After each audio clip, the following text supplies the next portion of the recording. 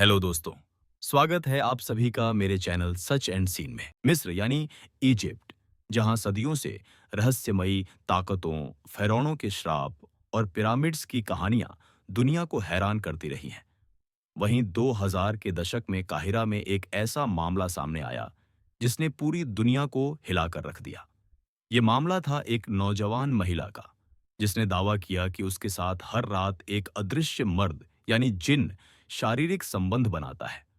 और यह कोई भ्रम नहीं बल्कि एक ऐसी हकीकत थी जिसे न सिर्फ उसने बल्कि उसके पूरे परिवार ने महसूस किया। लड़की ने शुरू में इसे छुपाने की कोशिश की, क्योंकि उसे लगा ये सिर्फ बुरे सपनों का असर है।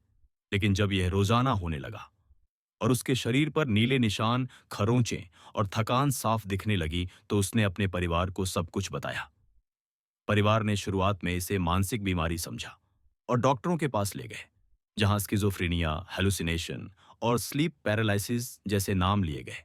लेकिन सारे मेडिकल टेस्ट नॉर्मल निकले। लड़की की हालत लगातार बिगड़ रही थी। हर सुबह वह टूट चुकी होती। उसकी आंखें लाल और शरीर बेहद थका हुआ, जैसे किसी ने रात भर उसकी एनर्जी चूस ली हो। जब परिवार को किसी इलाज से राहत नहीं मिली, तो उन्होंने एक मशहूर इमाम को बुलाया और कुरान की तिलावत शुरू कराई। यहीं से मामला और डरावना हो गया, क्योंकि जैसे ही आयतें पढ़ी जाने लगीं, लड़की की आवाज बदल गई। उसकी चीखें मर्दाना हो गईं, उसका गला भारी पड़ गया और वह चिल्लाने लगी, "यह मेरी है, मैं इसे कभी नहीं छोड़ूंगा।" घर वालों ने पहली बार महसूस किया कि यह सिर्फ मेंटल इलनेस नहीं बल्कि कुछ और है। इमाम ने कहा, यह सेक्सुअल जिन पोजेशन है, जिसे इस्लाम में कुरीन या शैतानी रूह कहा जाता है। कुरान और हदीस में कई जगह सेक्सुअल जिन अटैक्स का जिक्र मिलता है, और अरबी समाज में यह माना जाता है कि कुछ जिन्न औरतों को पसंद कर लेते हैं और उन्हें अपना बना लेते हैं। इस्लामी दुनिया में इसे हकीकत माना जाता है, जबकि मॉडर्न साइंस इसे मिथ कहती है। मगर कायरो का यह केस इतना खास था कि इसमें दर्जनों गवाह मौजूद थे, और सबसे डरावना सबूत था लड़की की अचानक बदलती आवाज और उसका अनकंट्रोलेबल बिहेवियर। तिलावत के दौरान लड़की कई बार जमीन पर गिर जाती, कभी हवा में कांपती, कभी इतना जोर से हंसती कि पूरा घर कांप जाता।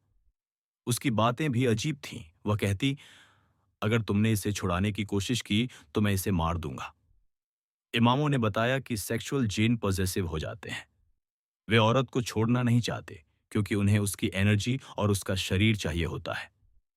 ये कहानी सिर्फ इजिप्ट की नहीं, बल्कि पूरी इस्लामी दुनिया में कई औरतों ने यही दावा किया है कि उनके साथ जिन रात को सेक्स करते हैं। इसी पैरेलल में यूरोप की कहानियां आती हैं, जहां इनकुबस डीमन और सक्यूबस डीमन का जिक्र है। मध्ययुगीन यूरोप में हजारों औरतों ने कहा था कि एक अदृश्य पुरुष रात में आता है और उनके साथ शारीरिक संबंध बनाता है। चर्च ने इन्हें विचक्राफ्ट कहा और कई औरतों को जला दिया। ये सब बातें कायरो के केस को ग्लोबल कॉन्टेक्स्ट देती हैं। साइंस की कोशिशें भी नाकाम रहीं। न्यूरोसाइंटिस्ट ने कहा, शायद ये स्लीप पैरालिसिस और हिप्नागोजिक हालुसिनेशन है, जहां इंसान को लगता है कोई मौजूद है, और कभी सेक्सुअल फीलिंग्स भी आती हैं। मगर सवाल ये है कि हेलुसिनेशन से शरीर पर खरोंचें कैसे आईं? हेलुसिनेशन से मर्दाना आवाज और एबनॉर्मल ताकत कैसे निकल सकती है? यही वजह है कि कायरो का यह केस डॉक्यूमेंटेड होकर मिस्र की सबसे बड़ी स्पिरिचुअल घटनाओं में गिना जाने लगा। इजिप्ट पहले से ही ब्लैक मैजिक और फेरोनिक कर्सेस का गढ़ रहा है। फिरौनों के मकबरों में मिले हजारों स्पेल्स और पपायरस पर लिखे मंत्र बताते हैं कि काले जादू और सेक्सुअल स्पिरिट्स का कॉन्सेप्ट यहाँ हजारों साल पुराना है। शायद यही वजह है कि जिन्नात और इंसानों के टकराव की घटनाएं यहाँ ज्यादा मिलती हैं। महीनों तक लड़की पर रुकिया यानी कुरानिक एक्सोर्सिज्म किया गया। हर बार नया दृश्य सामने आता, कभी वह हंसती, कभी मर्दाना आवाज में गालियां देती, कभी इतनी ताकत से बिस्तर से उठती कि सबको पकड़ना मुश्किल हो जाता।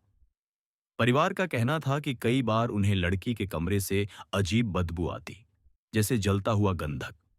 धीरे धीरे महीनों बाद लड़की थोड़ी बेहतर हुई, लेकिन उसने कभी शादी नहीं की और ताउम्र खामोश रही। लोग कहते हैं वह अब भी किसी न किसी कैद में है। कायरो का यह मामला आज भी इस्लामी दुनिया और यूरोप दोनों में सेक्सुअल जिन और इंक्यूबस के सबूत के तौर पर लिया जाता है। सवाल ये उठता है कि क्या साइंस हर बार जवाब दे सकती है, या फिर इंसान और जिन की दुनियाएं सचमुच टकराती हैं? अगर ये सब भ्रम था, तो आवाज, ताकत और फिजिकल निशान कहां से आए? और अगर ये सच था, तो इंसान अब भी अदृश्य ताकतों के सामने कितना कमजोर है? यही डर और रहस्य इस केस को आज तक जिंदा रखता है।